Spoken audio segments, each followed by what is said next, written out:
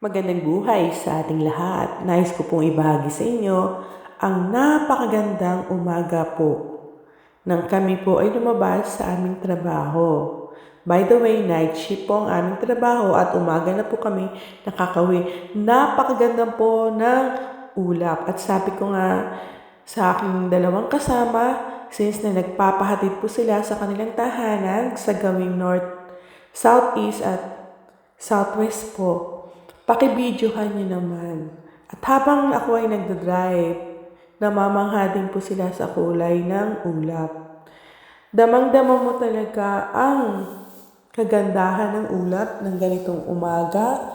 Napakasarap po ng feeling na nakikita mo talaga na we are so blessed at tayo po ay nakikita natin ang mga malamang mahimala na ginawa ng Panginoon sa ating mundo. Yung ating kalikasan na napakaganda na kung maaari po sana ingatan po nating lahat upang makita pa po natin ang mga iba pang himala o nilikha ng Panginoon para sa atin.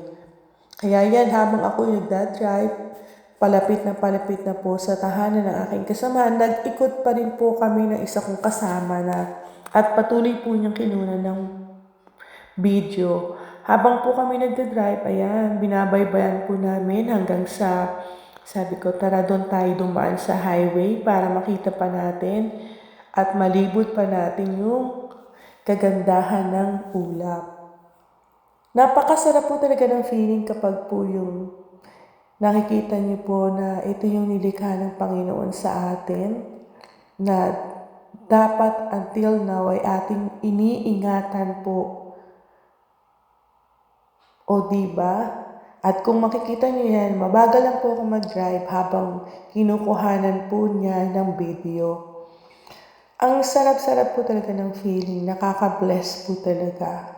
Damang-dama mo na napakaswerte po natin dito sa buong mundo na to na tayo binayayaan ng Panginoon ng napakagandang kalikasan na harinawa po ng mga susunod na generation po ay matutunan na po nila na ating ingatan ang ating paligid, ang ating kalikasan. We are really so blessed. Tingnan niyo po naman ang iba-ibang kulay, di ba?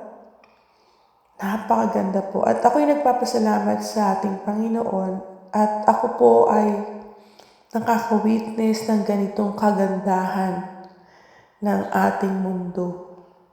Ayan, pagkababa po sa aking kasamahan, hindi pa rin ako na-satisfied. Nag-ikot-ikot po ako, tumigil po ako kasi talagang ang ganda din po kasi doon sa banda doon sa lugar nila at kitang-kita mo na yung liwanag. At dahil nga malakas yung hangin, medyo nawawala na rin po at may liwanag na at napapalitan na po yung kulay ng ulap. Kaya ayan, sana po ay nasiyahan po kayo sa panonood at nais ko lamang po ibahagi ang kagandahan po ng ating kalikasan. Kaya hari nawa mga kabataan at tayong lahat ingatan po natin ang ating paligid. Yan po ay blessing natin mula sa ating Panginoon. Ayan. Thank you, Lord. Thank you, Lord. At thank you for watching po sa lahat ng mga sa mga lahat po. At patnubayan nawa po tayo ng buong may kapal. Ayan po, di ba? Napakaganda ng kulay. Napakagandang umaga sa ating lahat. Ay, ang sarap ng feeling kapag nakikita mo ang ganitong kulay. Ang kagandahan ng ating mundo. Yan, medyo tumigil ako dyan at pinapanood ko po hanggang sa unti-unti na mawala yung liwanag. Yan. Maraming salamat po sa inyong panonood. Hanggang sa muli. God bless everyone.